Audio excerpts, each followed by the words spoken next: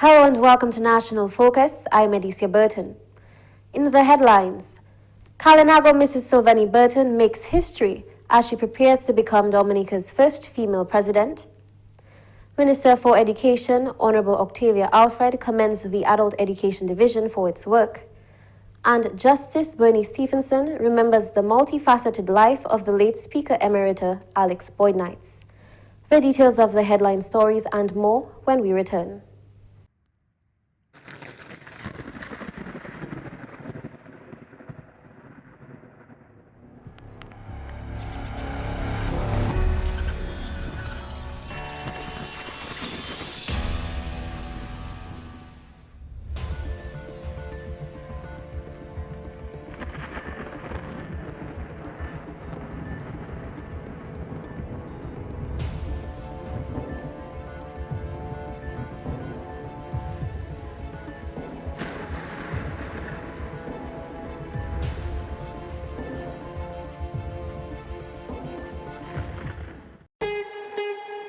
Get ready for an unforgettable music celebration at the 23rd World Creole Music Festival in Dominica. The Winter Park Sports Stadium, Roseau, comes alive from October 27 to October 29, 2023. Night 1, Friday, October 27. Popcorn, Michael Henderson, DJ Stax, Vibe, Patrice Roberts and the A-Team, TK International. Night 2, Saturday, October 28. Barry's Hammond, Taboo Combo, Gordon Henderson, Silk All-Stars, Joella Sewell, NG, Jean-Luc Guanel, Benny Quistos, Joe Boy, Ezra, The Fun Machine, and Jiggy, Esa Bantan. Night 3, Sunday, October 29, the grand finale, Ecstasy Band, Marshall Montano, Midnight Groovers, Jada Kingdom, Signal Band. For more information and ticket purchases, visit the official website at dominicafestival.com. Don't miss out on the World Creole Music Festival 2023, a celebration of legacy. Welcome back. Dominica made history on September 27 when Kalinago Mrs. Sylvanie Burton became the first female president-elect. Mrs. Burton will replace His Excellency Charles Angelo Savre, who demits office next month. The opposition's nominee, Mrs. Annette Sanford, received 5 votes, while Mrs. Sylvanie Burton received 20 votes. She was nominated by Prime Minister the Honorable Roosevelt Skerrit. Mr. Speaker, the election of Mrs. Sylvanie Burton to the office of President of Dominica should have really been an opportunity for us to rally around one candidate and show the world that on some things there can be unity of purpose.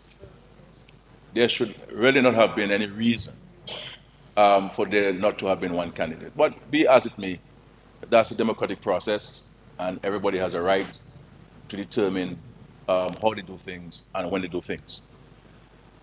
That nonetheless, Mr. Speaker, it has not robbed the country of making history. It has not robbed women of an opportunity to be grateful and that a woman in the first time in the history of our country has been recognized to this and elevated to this high office. The Prime Minister says history will not be kind to those who did not support the Kalinago people in this effort of electing their first woman president. I think that every woman in Dominica and indeed the world should be celebrating today. And I see here in the chamber, in the gallery, Mr. Speaker, some young ladies from the Girl Guides, I believe, Girl Guides, who are looking on, who wanted to come here to witness this historic occasion of a woman being elected, and not a woman of any pedigree, as we would say, but someone who has come from very, very challenging and humble beginnings. I believe by this act of the Parliament, we have shattered all semblance of remnants of classism in Dominica. The Prime Minister said he felt honored to have this history-making event take place during his tenure as Prime Minister. And for me personally, I feel a bit emotional and I feel very humbled to be the leader of the country at the time this is happening. But this is not the first occurrence of us recognizing ordinary folks and elevating them to the highest office. And so I want to say to the young people of Dominica that your future should not be determined by your circumstance, especially if you are in or you have been in a difficult circumstance.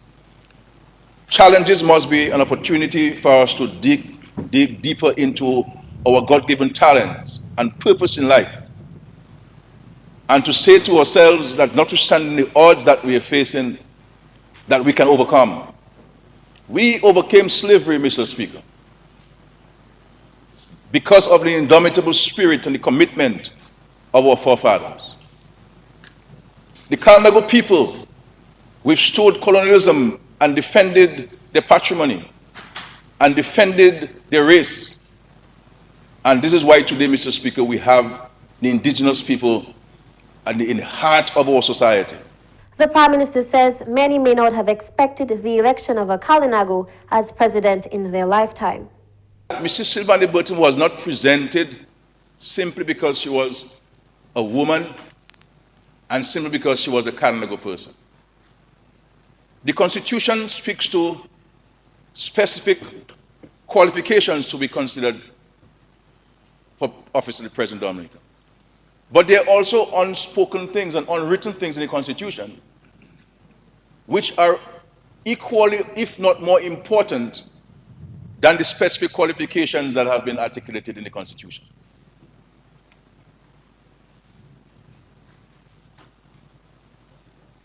I will not list them. I'll leave it for the rest of us in the country to list for ourselves. And this is why when we are engaging on the selection of a president, it must be done with seriousness. It must be done with a recognition of the high office and what that high office requires of the individual who will hold that high office. We cannot appear to be treating the process of election of a president as if, you know, it is some sub we have, and then who is going to hold the hand this time around.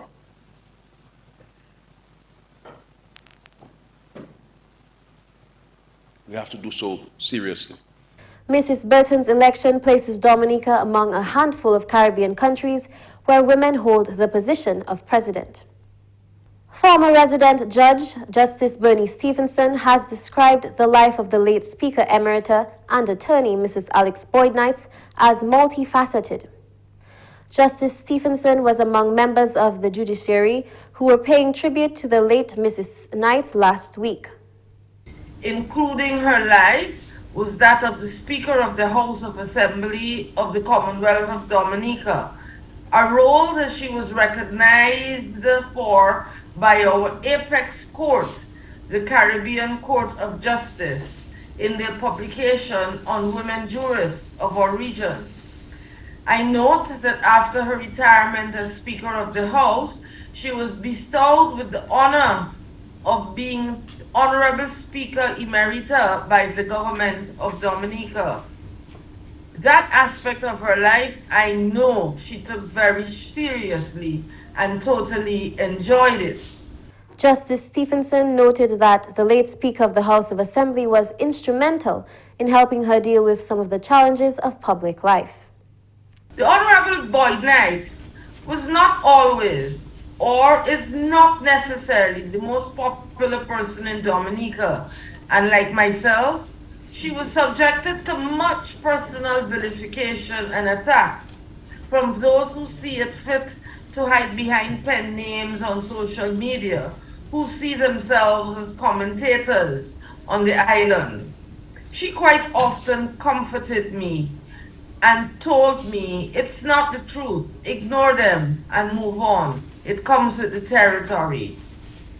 Counsel Boyd Knights of Adela's Law Chambers reminded me that there's one above who sees it all and knows it all.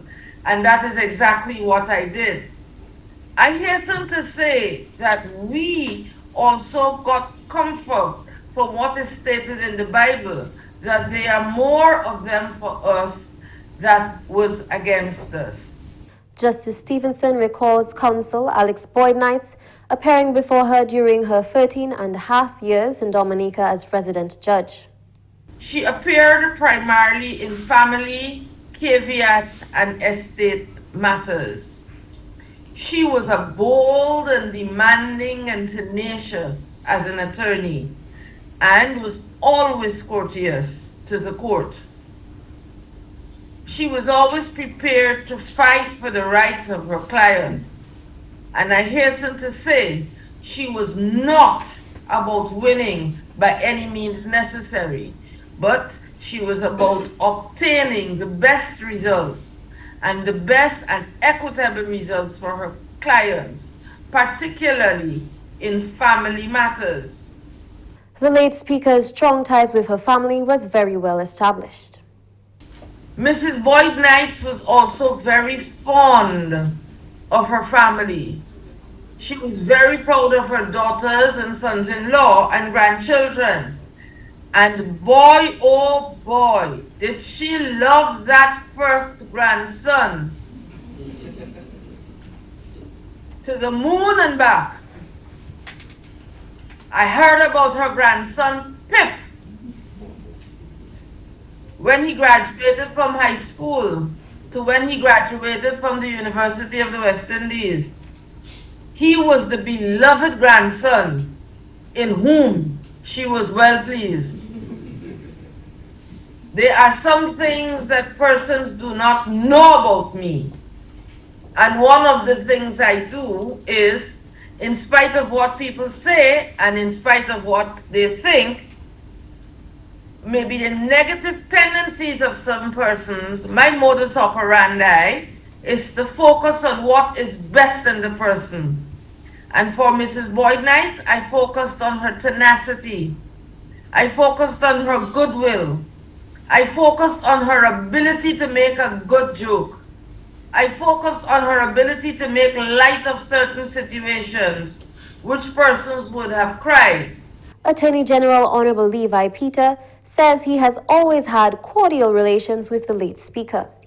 He summed up his conclusions following a particular court matter in which they were both engaged, which was decided in his favor.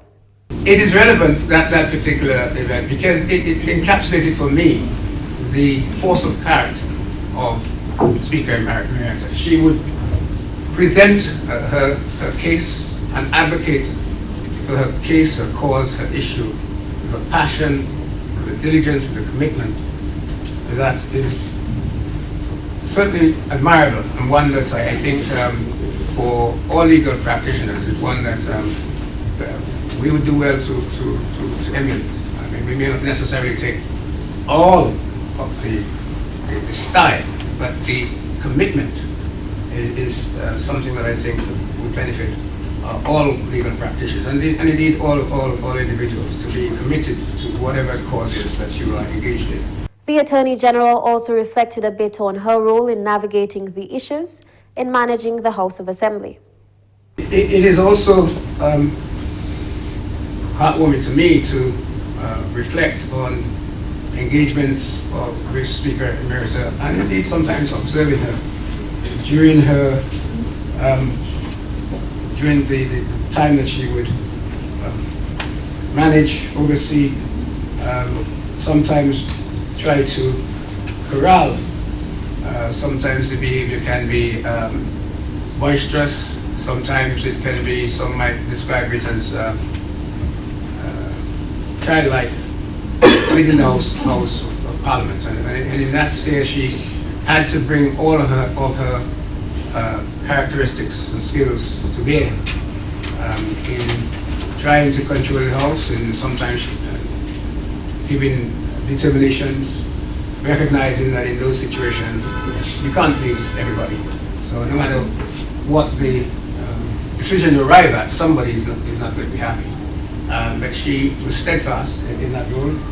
and she was able to command the respect, although in some instances it might be respect with a lowercase r, but the fact is, she was in charge and she made it clear that she was the house. There was a single speaker, and that speaker, by the time she sat in the seat, was her. The Newtown playing field is among the latest sporting grounds to receive field lighting to help the development of sports and in recognition of the playing field as a UNESCO World Heritage Site. A ceremony was held to commission the Newtown playing field, followed by a ballorama on September 23, 2023. Minister for Culture, Youth, Sports and Community Development, Honorable Oscar George, says this was a significant investment in strengthening football in the Roseau South constituency. We at the Ministry of Sports are delighted to be here to support this very important milestone, the official commissioning of the lights here at the Mecca of football, Newtown. This project signifies a day for football, all footballers to be proud.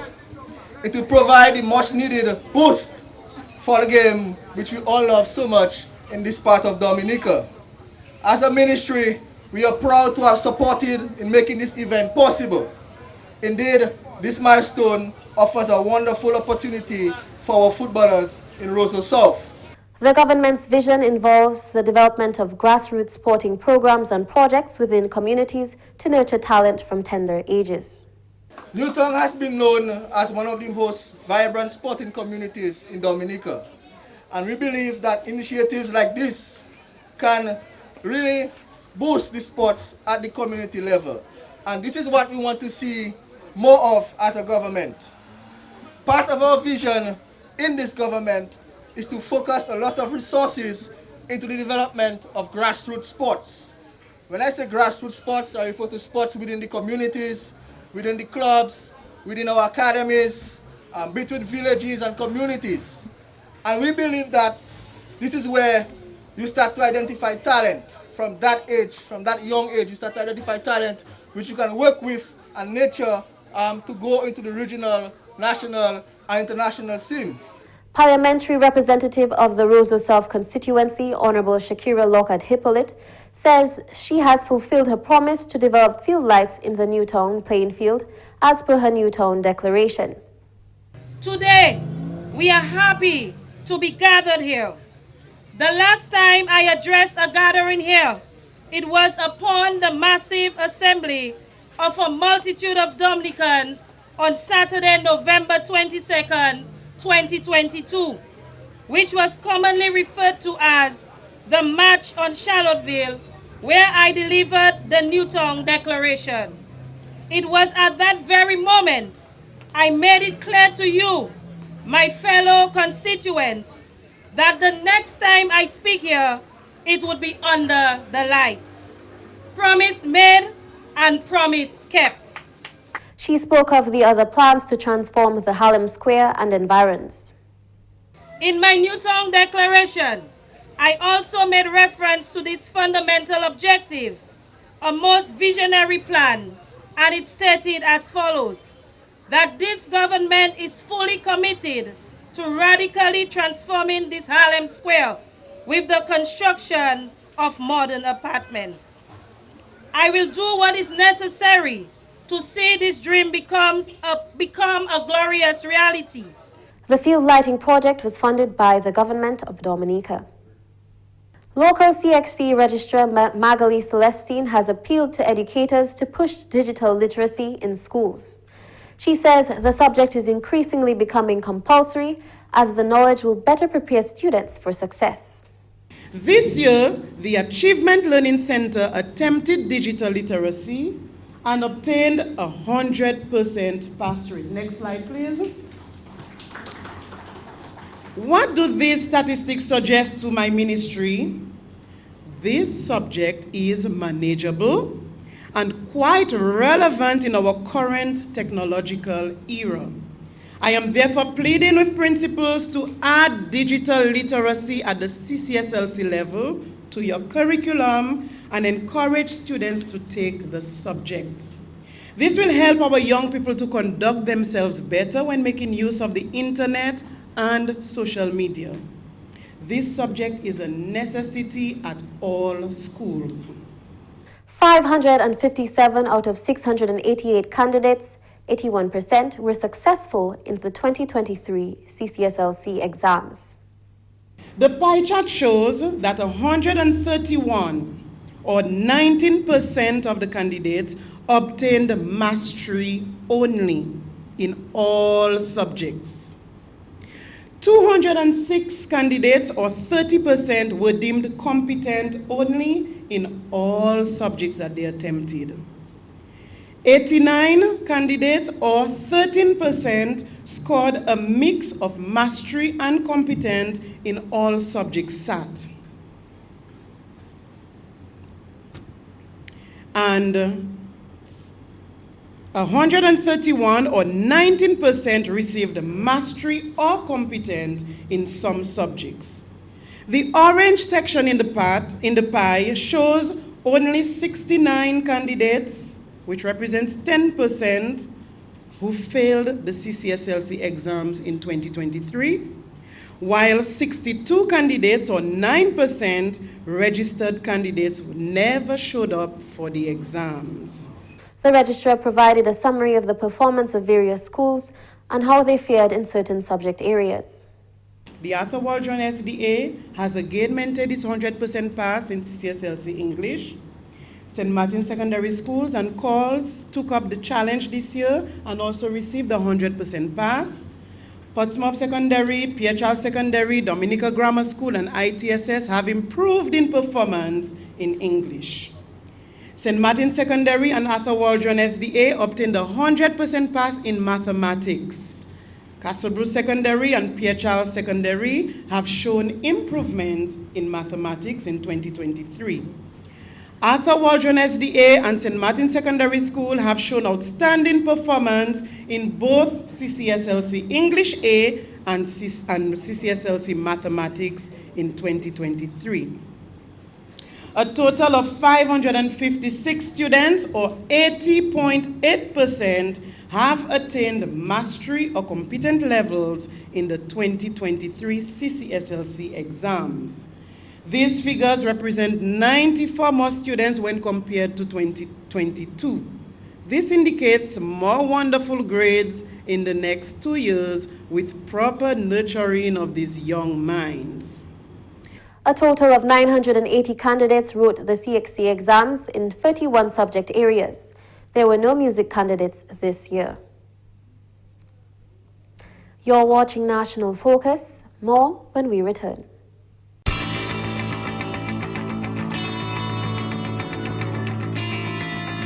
I enjoy going out there and just holding the big fish. I don't lift weights, I lift fish. The morning of my fishing trip, I would get up, make a little spiced tea. Then I come down here. I have my GPS, which most fishermen are supposed to have that. Normally I prepare the day before, because whenever you're going out there, you must have ice. Ice is a must for preservation of the fish. So I always make sure I have everything the day before. My fish represents me, and I bring good quality fish ashore simply because the restaurants themselves, they have to show a quality product. Tourism and agriculture go hand in hand. That's what I think. We're all connected. It's like a big machine, and I'm just so proud to be a part of it. My name is Brandon Carlisle, and tourism is my business.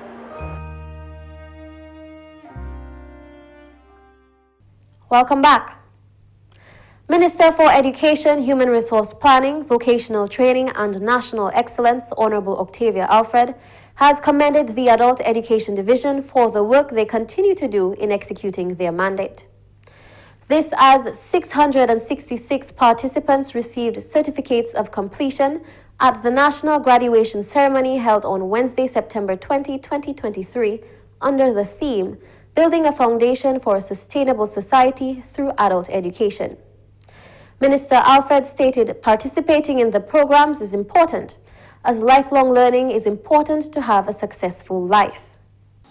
Over the years, the Adult Education Division has placed great emphasis on its mandated responsibilities by finding innovative ways of transforming and creating advanced opportunities by providing both technical and professional training. You are never too old to learn something new. The Adult Education Division is here for all those who want to learn something new despite your age or stage. More and more, people are learning the real meaning of education. It is not just what we learn in the classrooms from 5 to 16 years or in college. It is how we develop ourselves to ensure we live comfortable, happy, and fulfilled lives.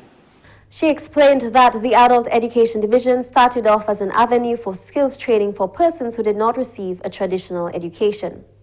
It is learning new skills which will make us more self-sufficient, and it is about being empowered to help others.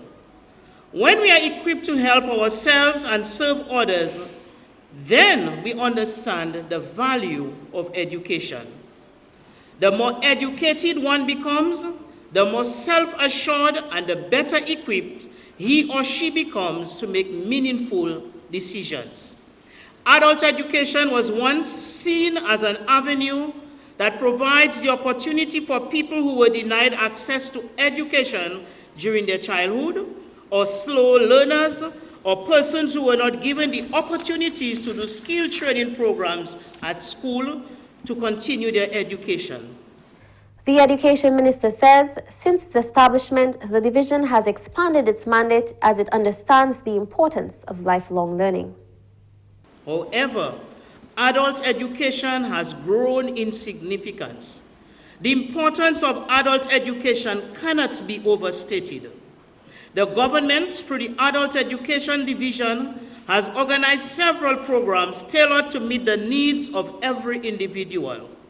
Therefore, we call on all those who have the desire to learn something new or improve themselves to join an adult education program. If the program in which you are interested is not offered, make a request. We are here to serve you. All you need is the desire and the internal motivation. Every new skill you learn, you are educating yourself. Every new concept you understand, you are educating yourself. We all must realize the importance of lifelong learning.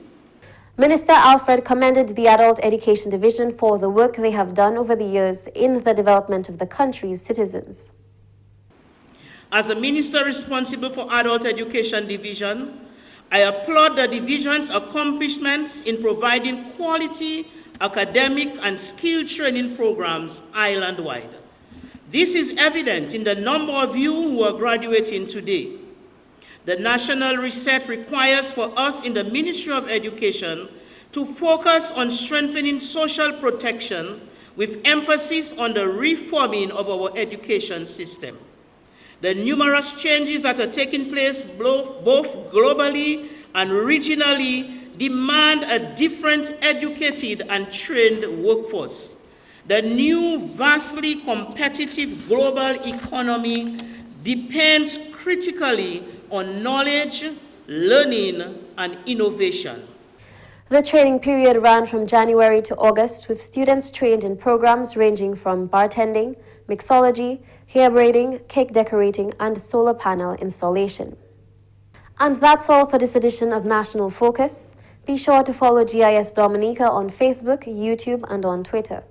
You can also drop us an email at gis@dominica.gov.dm. From all of us here on the GIS News production team, I am Adicia Burton. Thank you for watching.